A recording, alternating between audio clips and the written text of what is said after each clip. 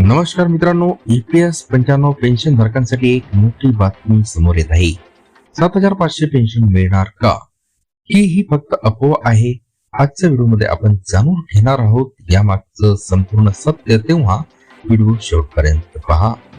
जर तुम्ही किंवा तुमच्या कुटुंबात कोणी EPS 95 पेन्शन घेत असेल तर हा व्हिडिओ शेवटपर्यंत नक्की बघा, कारण शेवटी मी सांगणार आहे खरं अपडेट आणि पुढे काय होणार.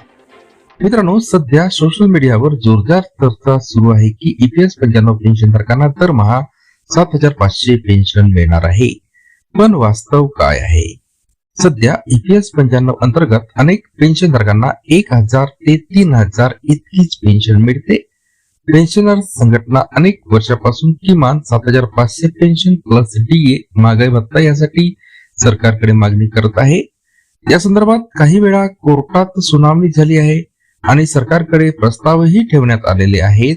पण महत्वाचं म्हणजे अजूनपर्यंत सरकारने 7,500 पेन्शन लागू केल्याची कोणतीही अधिकृत घोषणा केलेली नाही.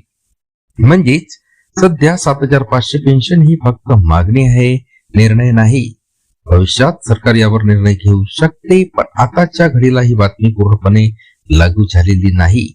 म्हणून मित्रांनो, सोशल मीडियावर येणाऱ्या प्रत्येक व्हायरल बातमीवर लगेच विश्वास ठेवू नका. नेहमी अधिकृत अपडेटची वाट पहा. जर तुम्हाला अशाच ताज्या आणि खऱ्या अपडेट्स पाहिजे तर व्हिडिओला लाईक करा, चॅनलला सबस्क्राईब करा आणि तुमच्या मित्रांसोबत नक्की शेअर करा. धन्यवाद.